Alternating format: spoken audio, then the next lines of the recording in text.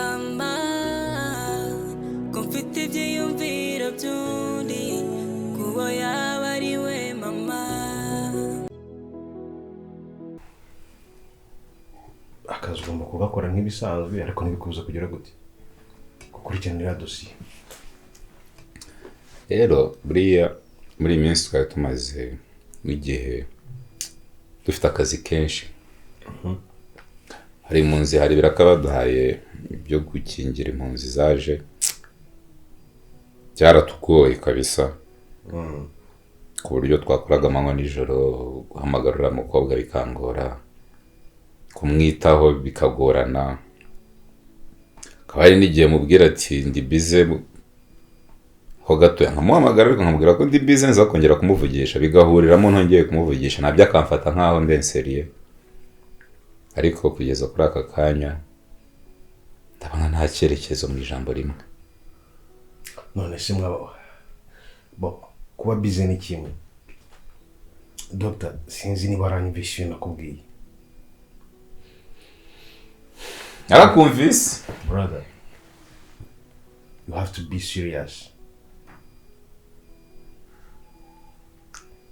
Bizi n'ibindi se? Iriya dosiye ni dosiye iremereye. Ndabyumva akazi kakubana kenshi, ariko ugomba gupanga ku buryo utayiburira umwanya uko byagenda kose. Kaga si ikibazo cy'umwanya, njye nawe nagerageje uko nari nshoboye. Naragerageje ariko ndi kubona biri kwanga pe. Nese kubwira ngo iki? Kubijyanye n'urukundo ko mwakundana n'iki byose, uburyo waterisemo we wumvaga. Ese sinzi gutereta, rega ndabizi. Se gutereta byananira, hari umugabo utazi gutereta. Ariko byarananiye ubu ngubu. Nacyo nakubwiraga mbere, wari igihe namwaproachinga ngiye kumutereta kankatira. Nta nubwo we yambwira ngo yambwiye ko yanyanze cyangwa atabirimo, cyangwa se atanyemera. Ikibazo ufite ni iki? Kibazo bose buriya rero nkubwije ukuri, nawe ubwawe wacika intege nkanjye. Mbwira nyine twumve uburyo duhindura umuvu. Ntabwo nzi ikintu nonaha nakora, kuko njyewe naragerageje kumutereta, mubwira ko mukunda, mubwira ko namubengutswe mu gihe yaramaze iminsi aza kwa muganga n'iki. Arambwira ngo ntabwo ari ready kujya mu rukundo ubu ngubu. Aracyafite ibikomere, akeneye gukira. Cyakoza nyuma y'igihe runaka ashobora kuzabyisangamo. Icyo gihe namubajije niba azambwira basi, arambwira ati oya, ntabwo nakubwira ngo utegereze igihe kingana gutya, kwa kundi baba bavuga ngo nzakubwira, nzabitekerezaho. Ntabwo ari cyo yambwiye mu by'ukuri. Niyo mpamvu mbona nta cyerekezo bifite, buryo numva nacitse intege nanabivamo. Don't say that. Wacitse intege urashaka kubivamo? Buretse gato. Umuntu udafite gahunda yo gukundana. Joseph. Yes, please. Listen to me. Iyo urebye uriya mukobwa, ubuzima abayemo, ndavuga situation economique, ubona bimeze bite? Ibyo byose aba yakarabye, asa neza, ariko ukuntu ureba living condition ye ukabona atari sawa. Kubijyanye n'ubushobozi cyangwa mikoro, kuko yambwiye yuko ari mu bibazo, arwana n'amarangamutima ye, kandi akiri no kwishakisha, kwiyubaka no kugira ngo ejo he hazabe heza. Akora ibiki muri no minsi? Mu by'ukuri ntabwo nzi neza ikintu akora, ariko birashoboka ko nta n'akazi afite. Ari nayo mpamvu abona umwanya buri munsi wo kugera hariya. Ntabwo nzi mu by'ukuri, ntabwo yansobanuriye. Umva rero, muri umuntu mufatana umuzirikisha imigozi yifitiye. Urumva icyo mvuga? Umuntu hari imigozi aba afite, iyo ngiyo rero imuzirikisha ukamujisha neza, hanyuma ukamwinjirira.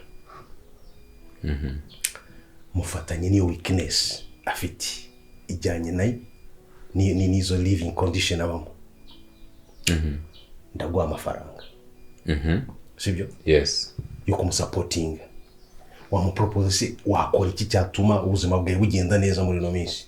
Musabe ko yagenda agakora ka budget and then akakaguha. Cyose tukoriza rero usayita ga forwarding iwanjye. Tuko kameze umufatira aho ngaho. Bite ngusihereza amafaranga. Sibyo? Tugera gute? mutuma murangiza ikibazo. Okay, zabanza mutumire musabe ko twasangira gusa wenda nk'ikawa. Hanyuma ninjya kumusezera nzamukandira akanyenyeri nzamushakira taxi voiture nicyo gitekerezo agende mubwire ko ndibishyire kuri phone mukanderewe n'akanyenyeri nka 200 ubwo niyo bari tayari yego abone yuko ndi n'umugabo wamwitaba. Okay. Si byose nta kibazo we nujya kubikora uzayitsungera nanjye nkugire gute gusukumira ka easy. Hanyuma kugira ngo tuzinjire muri iyo relationship n'imikoranire yuko yakora budget icyo yakora n'iki yamaze kubona yuko ibintu bishoboka. Sibyo nibyo bose bakunda akantu ndabizi bizavamo iyo ngingo yaho ubwira sobanutse naho amata mamasa.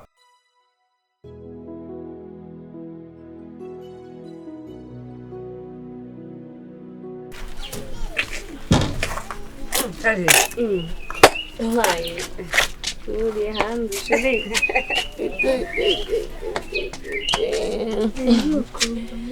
Nene ngukumbishe Nese umeze ndaho ngamubonye Kariza se Joy witutesheje umeze neza ngo yaragukumbuye cyane kumbuye cyane akusirika mubaza umwana wanjye wamuhaye sese byandi by'abana bisanzwe byo kumukunda nukuri reka turakundana nge na Joy ndakubwiye ngo yandaje ijoro nta kirya nta kimwe njyana kwa tantine Kariza njyana kwa tantine Kariza none Baba rumbize kuri niki kintu wamuhaye ntacyo Joy ari nge na Kariza ukundana ntabwo yabisubiza ukunda ndeshere so wagiye uvuga ko mu rugo uvuga ari nge na tantine ukundana yakunda bose twese radukunda ariko birarenze cyane umwami murahari turaho nyine twari tuje kukuramutsa Joy yari yanzengereje amereye nabi nta kibazo urishimye tutahese cyangwa twinjire mu nzu banze umurebeho akanya gato twinjire mu nzu cyangwa dutahe umurebyeho twinjire nta kibazo urebere n'utuntu burya si byawe twinjire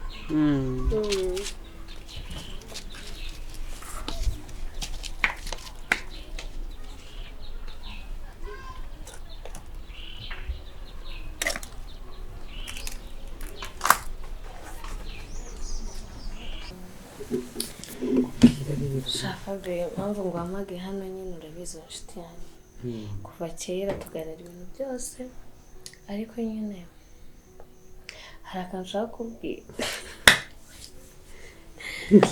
mbwira kari ndabizi byanze bikunze kuba umbwiye ko ushaka nubwo nazanye umwana nyine kugira ngo gusuhuze wari wabimbwiyeho kuri telefone mbwira ko nshaka nubwo bebe yaragukumbuye ariko byanteye amatsiko kuko ntabwo bisanzwe iyo wanyeneraga hari igihe wamamagaraga cyangwa se nkaza cyangwa ukaza mu rugo byanteye amatsiko cyane ko rero ntagiye kure Suzi hariya njya kwivuriza nyine wa muganga witwa Joseph ndamuzi uramuzi yego rero nakomeje kujya hariya ku bitaro tugahura kenshi nkabona ariko nandeba ansaba ko twaba inshuti nyine akageza hano mu rugo kundeba ariko nkabona ntabwo bisanzwe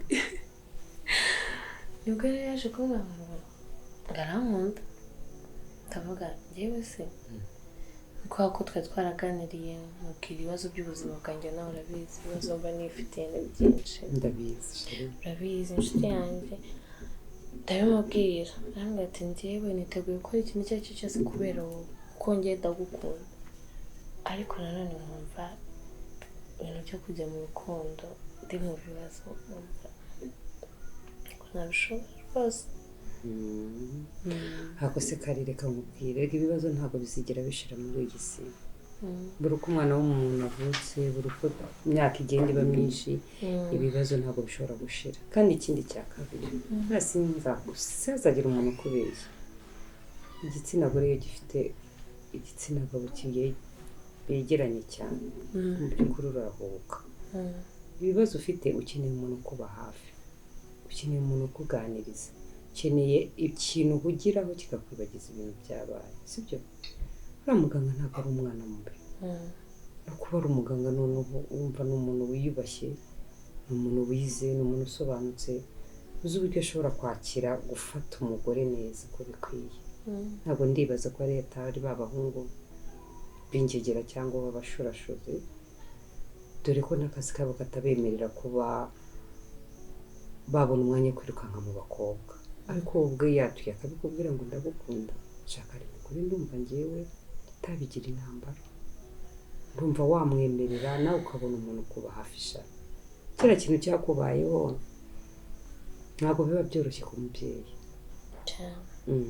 byanashoboka ko mushobora no gukundana akakubera umugabo mwiza mukabana mukanabyara ukabona kandi kabebe sha sibyo ntabwo biba byoroshye ngiye ikintu nifuza mfite no kukubona useka ibi bintu byo kwigunga kera wari umukobwa mwiza uzi kuganira useka ariko ibintu byawe byose ni gahoro ntugishaka kuvuga nuki shaka rero ko wongera ukabakariza wa wundi nzi wa wundi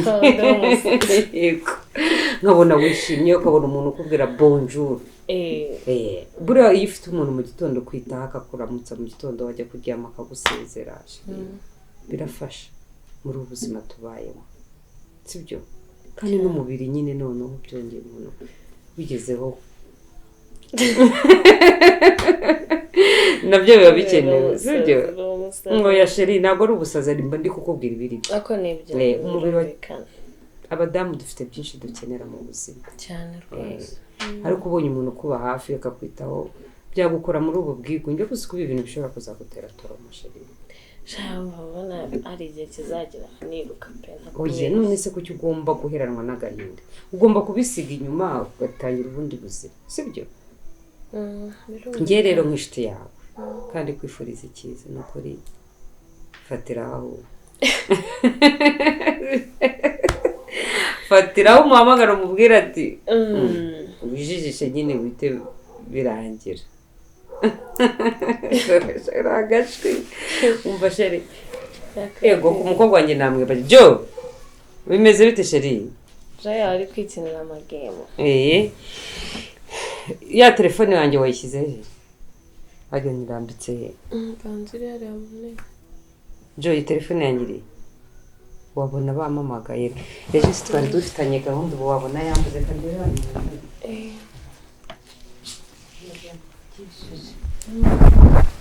sha nawe ubundi nyine ntihatado ahise ahamagara neza yego reje reka ndekavugana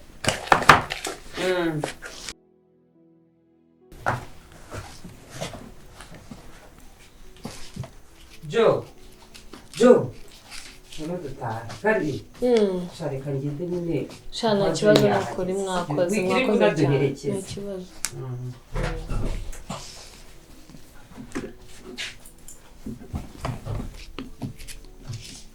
mubwire komeza umuryoshya umubwire ko najyanye umwana kwa muganga kandi afite umuriro mwinshi ariko nakubaza ivuriro umubwire ko ntacyo uzi kandi ari gukomeza mbaza mbwira ati se aho hantu yagiye ni he ko atari kunyitaba ndaje none ndaje nuko niba ari bishoboka ni ukuri hute kuko byakomeye uri kureba si nta n'agacupa yashyizemo reka nze jo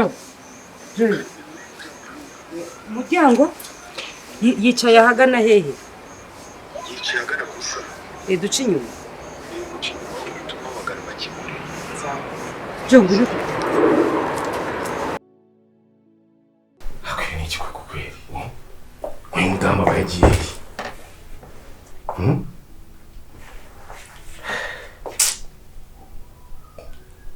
ubukweri mama Joy yavuye ahangaha atamubwiye ntazi ibyo agiyemo ukweri wagiye mu iki ako umugore atangiye kunanira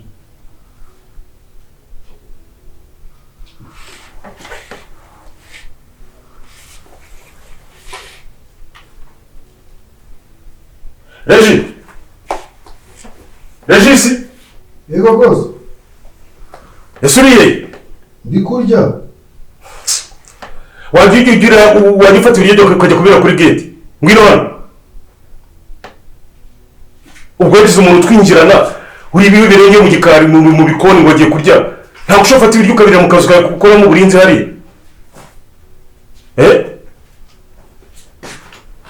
niko yego boss ntabwo ushobora gufata ibiryo byawe ukajya kubirira hariya muri kariya kazi ukoreramo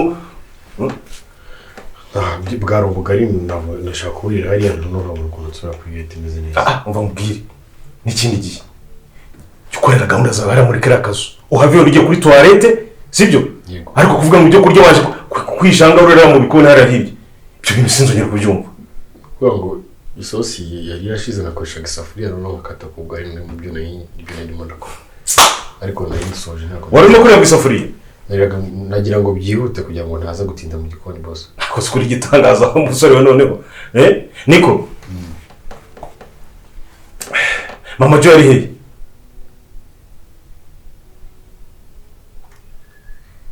simbaza mama Jo yagiye gukingiza umwana nari nzi ko ahubwo yagarutse yagiye ryari mu kanya mu masaa 9 nibwo yagiye gukingiza umwana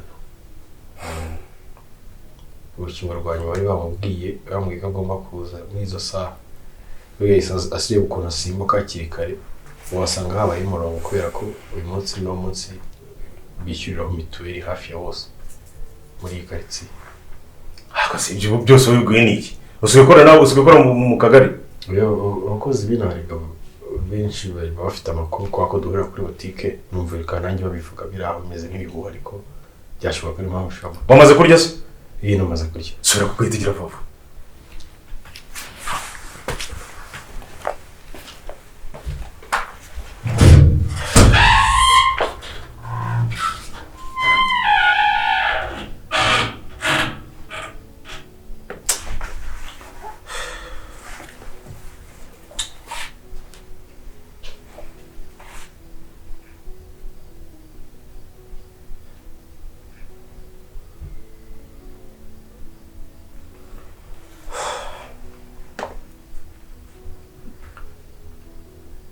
Hello, doctor.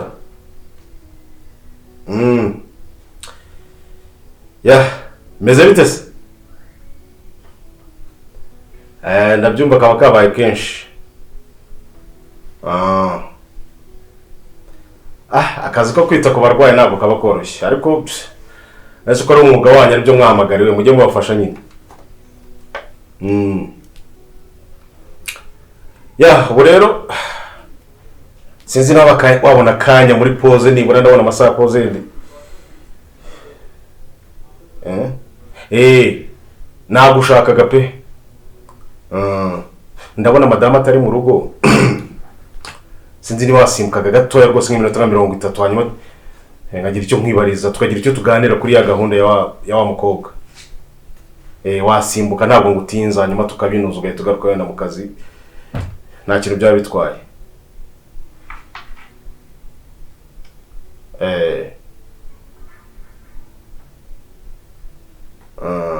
we ndeta ngo umushoferi agusubize nta kibazo we yaranje kugera aha ngaha ndeta ngo umushoferi agusubize we wihute gira vuba dore madamu naho hari uze tukaganira aho bive mu nzira sawa sawa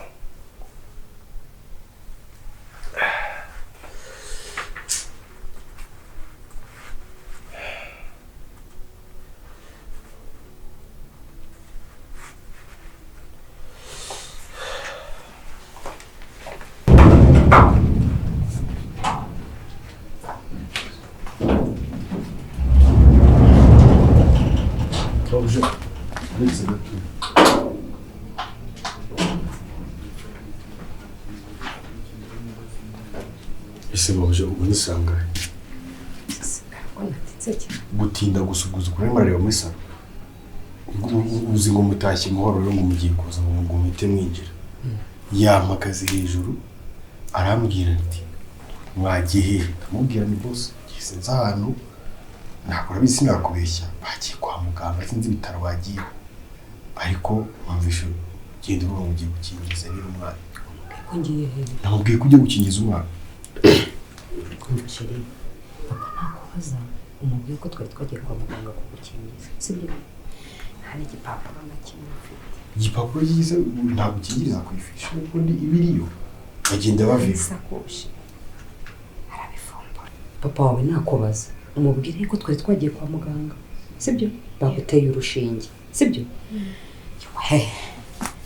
aranyica nta sakoshi mfite nta kintu muri salo ari kureba kuri televiziyo ariko nta kintu kirimo ni ukuri kw'Imana ukuntu arimo arareba usibye Imana nyine yamugukura mu nzara nawe ubundi bwose ni umukandara oya hereje bintera ubwoba ntabwo ari ukugutera ubwoba ukuri kwa nyako nuko utavuga ko twagiye kwa muganga baradukubitana twese sibyo urabizi ko yatubujije gusubira kwa Kareza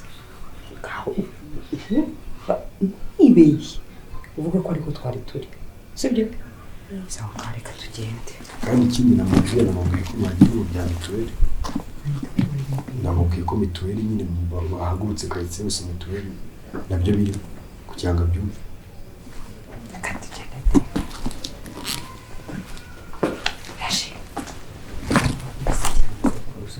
njye ni impagara hagati y'umugore n'umugabo barimo bararwana mbabarire mabuje ibyo ntabwo nabijyamo n'ukuri agukubita atagukubita usubiza amahane ye se n'uwumva ntatse nyamuneka wese utabarire hafi sibyo deje wibuke ko ntabwo ibihumbi 10 sinjyewe kwitwa umuntu w'umugabo ubyibushye kuriya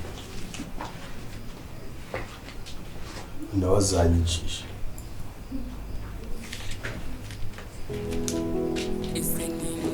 mama ko mfite ibyiyumviro by'undi uwo yaba ari we